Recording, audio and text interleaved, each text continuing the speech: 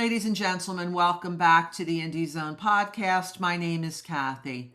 We announced in our last episode of the Idaho versus Kohberger podcast that we were going to go back, revisit the Affidavit of Probable Cause dated December 29th, 2022, signed by Detective Brett Payne. The first 18 episodes of this podcast looked at each page of that Affidavit of Probable Cause.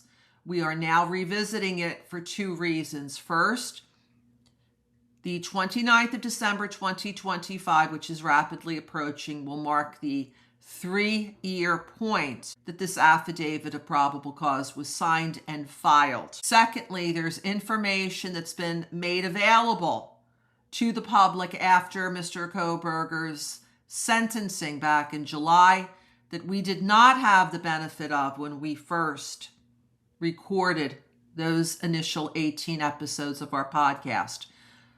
So without further ado, this is the first of an 18-part special series relooking at the Affidavit of Probable Cause. Page 1 begins as follows. Exhibit A, Statement of Brett Payne. The below information is provided by Brett Payne, who is a duly appointed, qualified, and acting peace officer within the county of Latah, state of Idaho.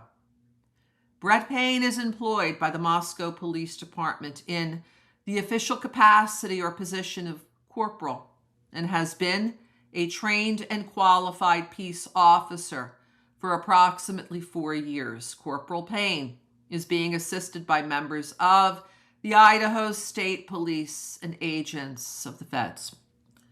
On November 13th, 2022, at approximately 4 p.m., Moscow Police Department Sergeant Blaker and I responded to 1122 King Road, Moscow, Idaho, here and after the King Road residence, to assist with scene security and processing of a crime scene associated with 4 unalivings.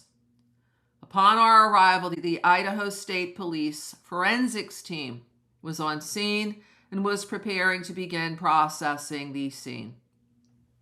MPD Officer Smith, one of the initial responding officers to the incident, advised he would walk me through the scene. Officer Smith and I entered the King Road residence through the bottom floor door on the north side of the building. Officer Smith and I then walked upstairs to the second floor. Officer Smith directed me down the hallway to the west bedroom on the second floor, which I later learned through Xana's driver's license and other personal belongings found in the room was Xana Kernodle's here and after Kernodle room. Just before this room, there was a bathroom door on the south wall of the hallway. As I approached the room, I could see Xana lying on the floor, unalived, with wounds, and he describes what they appeared to be to him here, ladies and gentlemen. And then the following paragraph begins. Also in the room was a male later identified as Ethan Chapin, here and after Chapin.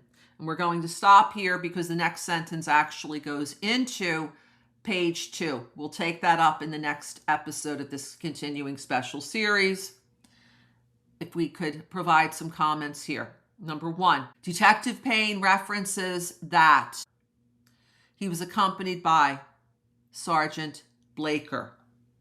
Sergeant Blaker would go on to play an enormously important role in this case. Not only did he conduct several key interviews of witnesses, but he was the face, for all intents and purposes, of the Moscow Police Department with the Idaho State Police Forensic Lab. Detective Payne is writing here that ISP was on scene preparing to start processing of the scene. They went ahead during processing and they collected certain physical evidence, including what we're going to read about on the next page, a key piece of evidence in the case. It was then up to the Moscow Police Department to determine what they wanted the ISP lab to forensically test.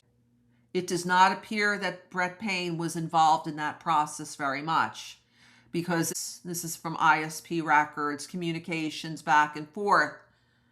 It's Sergeant Blaker's name who's on it for Moscow Police Department, not Brett Payne. He's not even copied on correspondence. Additionally, Detective Payne here is referencing that Officer Smith was one of the initial responding officers. His full name, Officer Corbin Smith. He was one of 5 initial responding officers to 1122 King Road, along with Officer Nunez, Officer Warner, Corporal Snyder, and Sergeant Gunderson. Officer Smith was the 5th. Officer Smith went on to write a report from his duties, what he saw, what he did, what he heard at 1122 King Road. His report is dated the 13th of November 2022, and he began writing it shortly after 4 p.m. He addresses what he did with scene security. He talks about being in the rear of the house, seeing footprints in the snow, and other related activities. What he does not mention are 2 crucial things. Number 1, Detective Brett Payne's name is not mentioned at all by Officer Smith in Officer Smith's report. Additionally, Officer Smith does not document that he walked Detective Payne through the crime scene, as is listed here in page 1 of the Affidavit of Probable Cause. To review documents from the Idaho State Police, there is a website that's been dedicated to the work that they've done at 1122 King Road. There have been, as of today, 6 document drops. Moscow Police Department, their records are located in a portion of the City of Moscow's website. They've only done 1 document drop, and Officer Smith's report is document number 1.